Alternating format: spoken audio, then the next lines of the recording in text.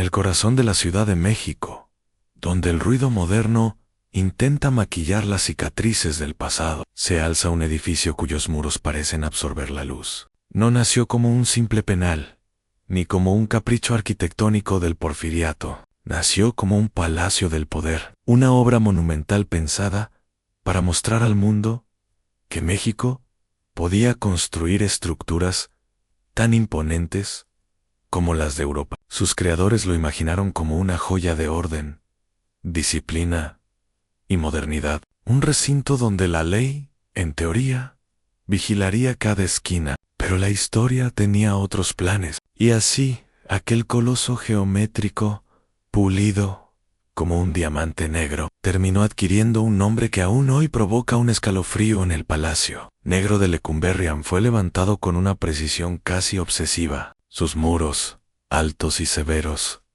parecían murallas de una ciudad prohibida. Sus corredores se extendían como ramas de una araña de hierro. Sus torres se elevaban como vigías eternos. Desde arriba, el diseño panóptico revelaba una intención absoluta en ver, sin ser visto, controlar sin ser cuestionado. Dentro, los suelos recién encerados reflejaban la luz de lámparas de gas que parpadeaban como si respiraran. Los barrotes, impecables al inicio, destilaban un brillo casi elegante, como si fueran parte de un tesoro metálico destinado a encerrar no solo cuerpos sino destinos.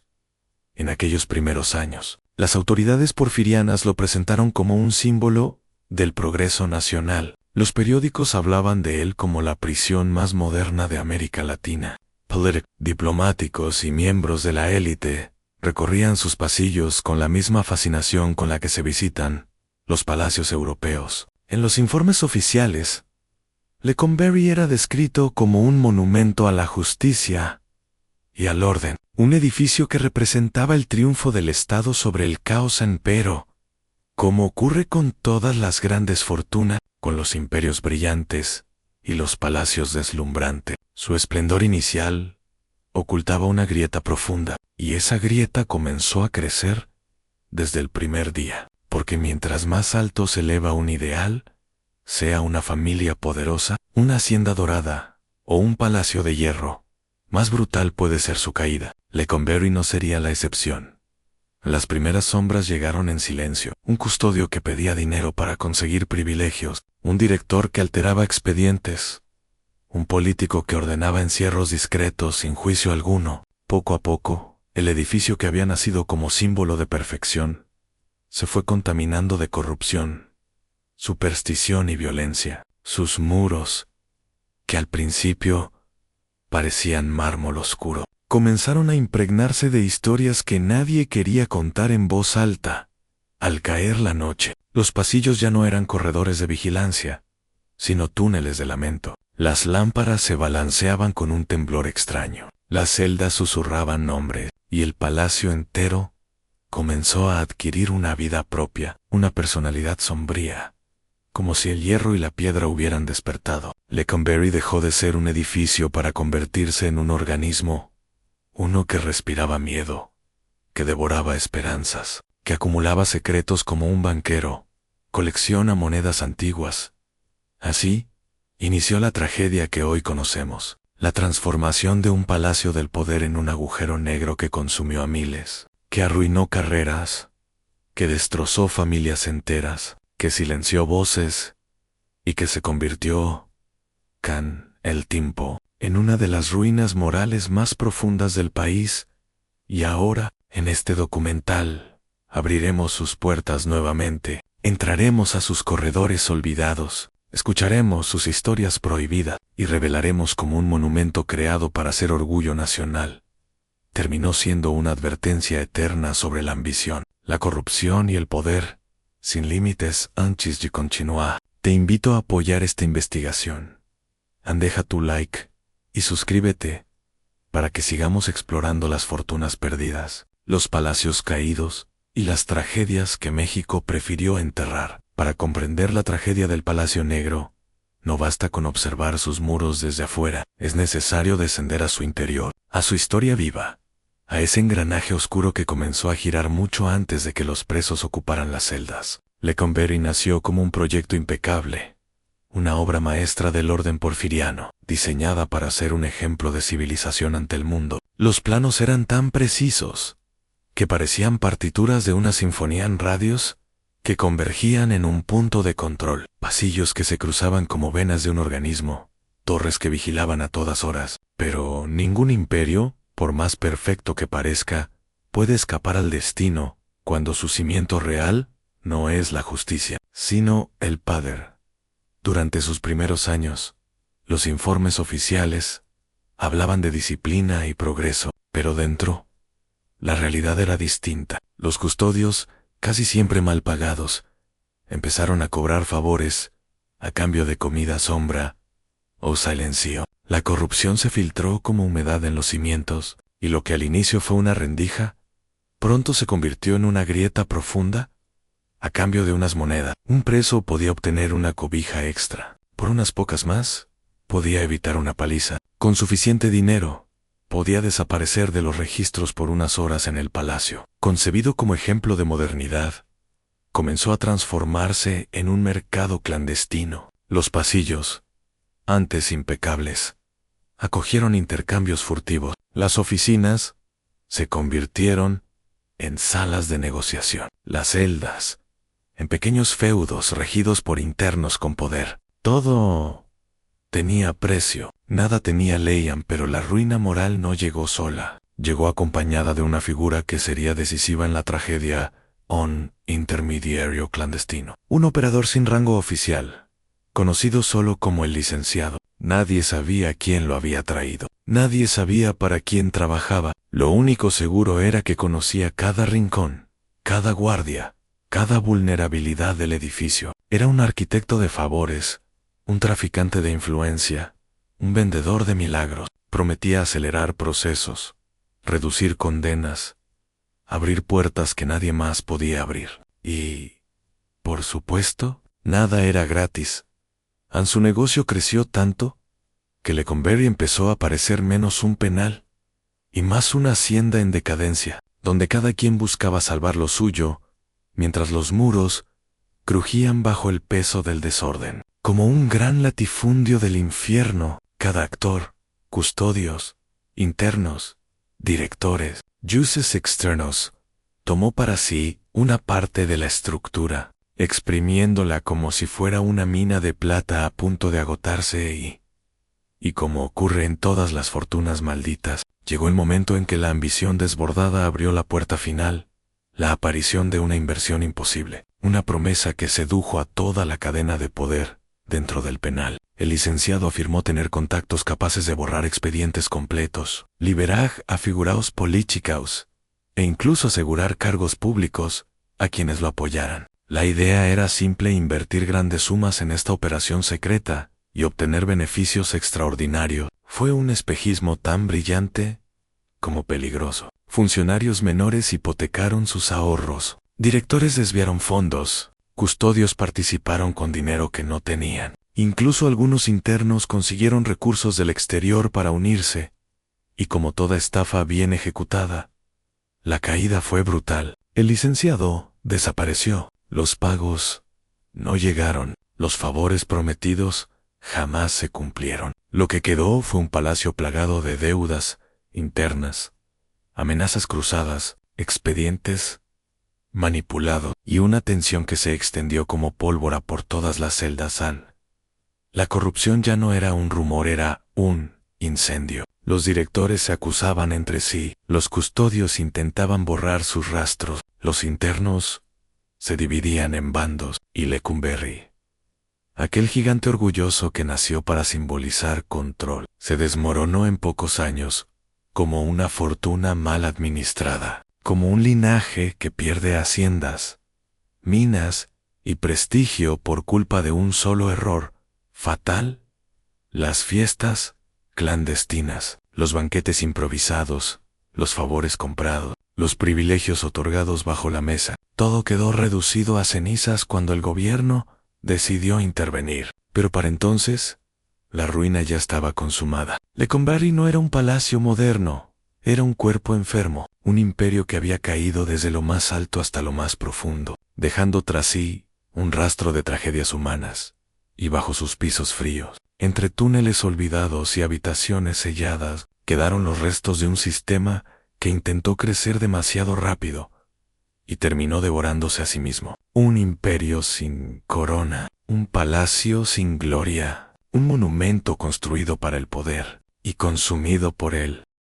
La caída del Palacio Negro no debe entenderse como un simple deterioro institucional. Fue un fenómeno más complejo, profundo y revelador, comparable a la ruina de una gran fortuna virreinal que se deshace entre deudas, malos manejos y vicios ocultos. Leconberry, en su esencia, funcionó como una metáfora perfecta del sistema que lo creó, en un edificio diseñado para exhibir poder y orden, pero sostenido por cimientos corroídos desde su origen, y cuando el peso de su propia contradicción se volvió insoportable, la estructura moral colapsó de la misma manera que colapsan los linajes que confunden autoridad con invulnerabilidad. Desde el punto de vista legal, la historia del penal representa uno de los episodios más caóticos de la justicia mexicana. Miles de expedientes se perdieron, otros fueron alterados, algunos desaparecieron bajo circunstancias sospechosas, hubo juicios amañados, procesos archivados, sin explicación, y reclusiones ordenadas desde la sombra, fuera del marco legal. Cuando el gobierno comenzó a investigar, encontró un ecosistema de corrupción tan extendido que resultó prácticamente imposible reconstruir la cadena de responsabilidades. Jueces, directores, custodios, intermediarios, todos se acusaban entre sí. El penal funcionaba como una república autónoma donde la ley era una decoración, no una regla en términos económicos. Leconberry generó su propia economía paralela, una red de sobornos, intercambio, favores y mercados clandestinos que drenaban recursos del Estado y alimentaban una élite interna. La venta de privilegios, desde comida hasta protección, desde visitas hasta falsos informes médicos, movía un flujo constante de dinero que jamás tocó los registros oficiales. Era una hacienda del poder, una fortuna informal, administrada por quienes, irónicamente, carecían de autoridad moral para manejarla. Cuando la corrupción estalló, el impacto fue devastador. ANSE reveló lo fácil que era manipular el sistema judicial con dinero, influencia o miedo socialmente. El Palacio Negro dejó una herida que aún no termina de cerrarse. Las historias de abuso, tortura, desapariciones y silencios forzados afectaron a miles de familias. Durante décadas, Leconberry se convirtió en un símbolo de temor colectivo, un lugar donde la noción de justicia se distorsionó hasta volverse irreconocible. Su mala fama trascendió sus muros y se infiltró en la cultura popular, dando origen a leyendas que hoy forman parte del imaginario nacional. En pasillos embrujados, lamentos nocturnos, sombras que recorren celdas vacías, guardianes que juran haber visto figuras donde ya no había nadie vivo. E incluso, tras su cierre, en 1976, cuando se decidió convertirlo en el Archivo General de la Nación, el edificio continuó transmitiendo su energía oscura. Al abrir habitaciones selladas durante décadas, los investigadores encontraron expedientes olvidados, objetos personales, herramientas oxidadas, ropas viejas, gestos y vidas rotas. El hallazgo más perturbador no fue el desorden administrativo, sino lo que implicaba a miles de historias sin resolver, miles de voces que nunca tuvieron la oportunidad de ser escuchadas históricamente. Leconberry expone un patrón recurrente en México. Grandes proyectos nacidos con ambición monumental, que terminan carcomidos por las mismas dinámicas que buscaban combatir. Es el equivalente institucional a las familias virreinales que, tras amasar enormes riquezas, se desploman por avaricia, mala administración y traiciones internas. El Palacio Negro es la versión arquitectónica de una fortuna maldita, pero quizás lo más importante es la lección moral. El poder sin vigilancia se corrompe, la fuerza sin ética se vuelve violencia, y las instituciones sin transparencia se convierten en su propio verdugo. Lecumberri cayó porque nadie vigiló al vigilante, porque nadie cuestionó al poder cuando empezó a desviarse, porque el brillo inicial cegó a quienes debían mantenerlo limpio. Hoy, sus muros siguen en pie como advertencia silenciosa. No existe construcción, por grandiosa que sea, capaz de sostenerse cuando su base está hecha de sombras. Hoy, el Palacio Negro sigue en pie como si fuera un coloso herido que se niega a caer. Sus muros, ennegrecidos por décadas de dolor, permanecen intactos entre avenidas llenas de vida, como si estuvieran ahí para recordarnos que la historia no desaparece, aunque intentemos ignorarla. El edificio no ruge, no se mueve, no amenaza, pero observa. Hay algo en su presencia que obliga a bajar la voz, a caminar con cuidado, a sentir que, bajo capas de documentos, polvo y silencio institucional, todavía late una memoria que no ha querido apagarse. El Archivo General de la Nación ocupa ahora el espacio donde alguna vez hombres desesperados golpearon barrotes, rezaron en susurros, murieron sin testigos o buscaron desesperadamente una mirada compasiva. Las mismas paredes que escucharon órdenes, gritos y negociaciones clandestinas ahora custodian cartas, mapas, actas, testimonios y registros. Es un cambio tan profundo que parece casi irónico. El lugar que destruyó historias ahora guarda las de toda una nación. Pero por más que la función haya cambiado, la esencia del Palacio Negro no se ha disuelto. Sigue impregnada en los pasillos largos donde la luz tarda en llegar, en las salas que conservan un frío imposible de explicar, en las puertas que parecen demasiado pesadas para su propósito actual. Es como si el edificio entero recordara quién fue, como si cargara su pasado en cada ladrillo, incapaz de desprenderse completamente de él en su caída. Esa ruina moral que marcó la historia del siglo XX mexicano no puede verse solo como un error institucional. Fue un síntoma, una advertencia, un recordatorio de que la corrupción no solo destruye sistemas, destruye vidas, memorias, futuros. Lecumberri cayó porque el poder se volvió un lujo, porque la impunidad se convirtió en moneda corriente, porque la autoridad dejó de ser servicio y se transformó en privilegio. Aquí viene la reflexión más inquietante.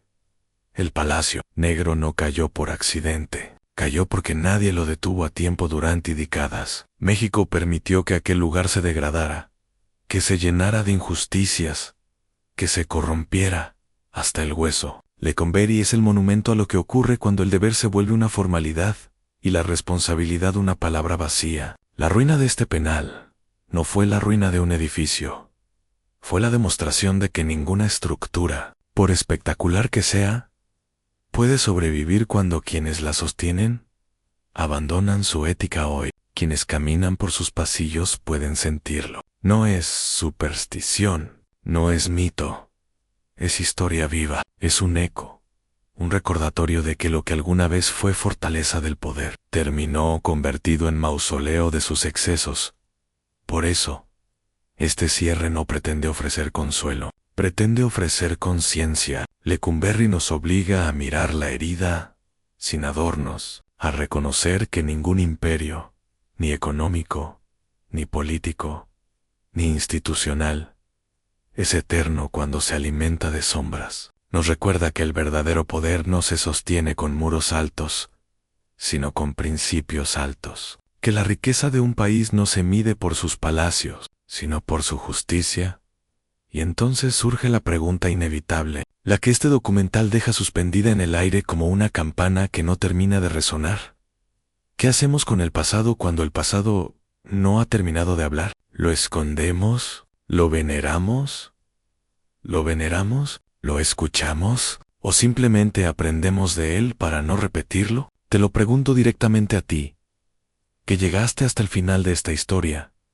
¿Crees que Lecumberri es un monumento que debemos preservar, o un recordatorio incómodo que preferiríamos olvidar? ¿Crees que sus secretos ya salieron todos a la luz? ¿O aún palpitan verdades enterradas bajo llave? Quiero leer tu opinión en los comentarios. Y si este viaje por el corazón oscuro del poder mexicano te estremeció, te invitó a reflexionar, o te hizo mirar la historia con otros ojos, regálanos un like, comparte este documental y suscríbete. Tu apoyo permite que sigamos desenterrando las fortunas caídas, los imperios quebrados y los palacios que esconden más sombras que mármolan. Porque mientras existan lugares como Leconberry, la historia seguirá pidiendo que alguien la cuente, y nosotros estaremos aquí para encender la lámpara.